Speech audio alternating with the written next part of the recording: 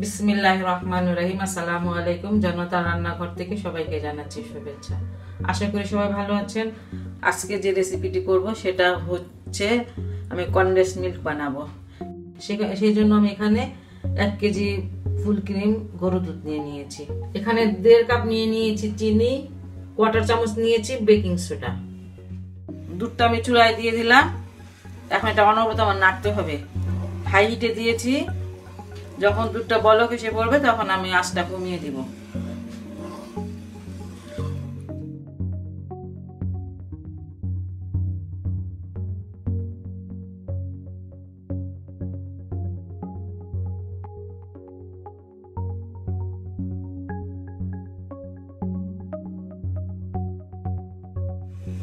ছয় মিনিট জাল দেওয়ার পরে দুধটা বলক এসে পড়েছে।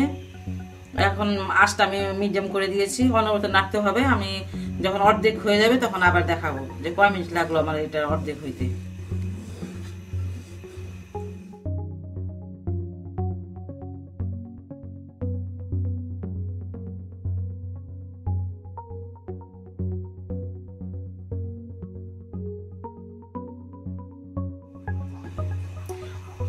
পঁচিশ মিনিট জাল দেওয়ার পরে এই অবস্থাটা হয়েছে, প্রায় অর্ধেক হয়ে গেছে। এখন আমি এটাতে চিনি দিয়ে দিব। এখানে 1.5 কাপ চিনি আছে। অনবরত কিন্তু নাড়তে হবে, নাড়া থামানো যায় না, কারণ লেগে লেগে যায় আর জমা কেমন জানি হয়ে যায়। দেখেন, মানে অনবরত নাড়তেই হবে।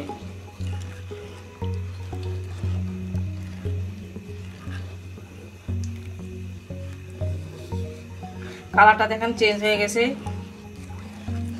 কনডেন্স মিল্কের কালারটা অনেকটা মানে এসে পড়েছে। আর অনেকক্ষণ জাল দিতে হবে, কমপক্ষে আরো 20 মিনিট জাল দিতে হবে এটাকে আমার, কম হলেও।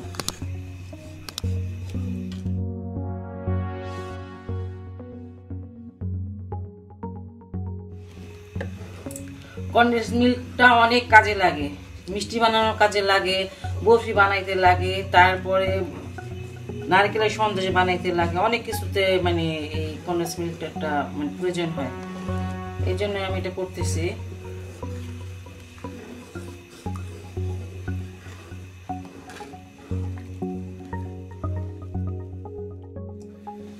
পঁয়ত্রিশ মিনিট জাল করার পরে মানে এই অবস্থা নিয়ে আসছে। এখন আমি বেকিং সোডাটা দিয়ে দিব। আঁচটা কমায় দিতে হবে, বেকিং সোডা দিলে উপরের দিকে ফুলে উঠে।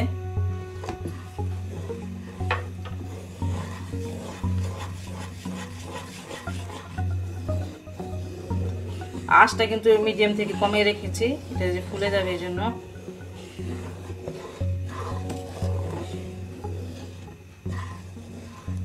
বেকিং পাউডার দিলে কিন্তু হবে না, বেকিং সোডা দিতে হবে।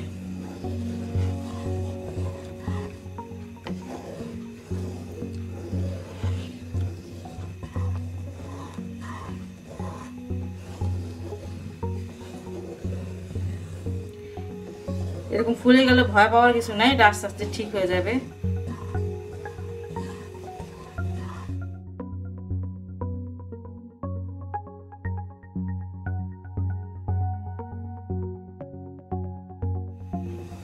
আর আমার 10 মিনিটের মতন লাগবে। 10 মিনিট আমি নাড়বো, তারপরে আমার এটা হয়ে যাবে কনডেন্স মিল্ক।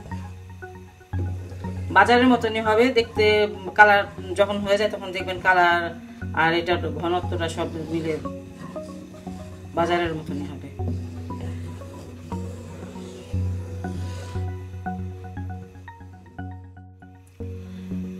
আমার সর্বমোট 50 মিনিট লাগলো। দেখেন এটা হয়ে গেছে। এটা আরো ঘন হয়ে যাবে যখন আমি মানে জালটা বন্ধ করে এটাকে আমি দেখাবো আপনাদের যে কতটা ঘন হয়েছে। এটা দেখেন একদম বাজারের মতনই কালারটা আসছে, টেক্সচারটা ওরকমই আসছে। আমি এখন জালটা বন্ধ করে দিব। 30 মিনিট পর এটাকে ঠান্ডা করে আমি আপনাদের দেখাবো। কনডেন্স মিল্কটা আমার হয়ে গেছে, এটা আমি ঠান্ডা করে নিয়েছি। আর বাজার থেকে কনডেন্স মিল্ক কিনতে হবে না, আপনারা মানে যে আমি যেমন করে বানালাম এরকম করে বানালে ঘরেই বানাতে পারবেন। আর এটা মিষ্টি অনেক কিছু যেটা প্রয়োজন হয়। আর দেখেন এটা থিকনেসটা একদম বাজারের মতনই ঘন হয়েছে। আমার রেসিপিটা যদি ভালো লাগে আপনাদের তাহলে অবশ্যই বাসায় ট্রাই করবেন। আর আমার চ্যানেলকে লাইক, কমেন্ট এবং সাবস্ক্রাইব করবেন। সে পর্যন্ত সবাই ভালো থাকুন, সুস্থ থাকুন এবং নিরাপদে থাকুন।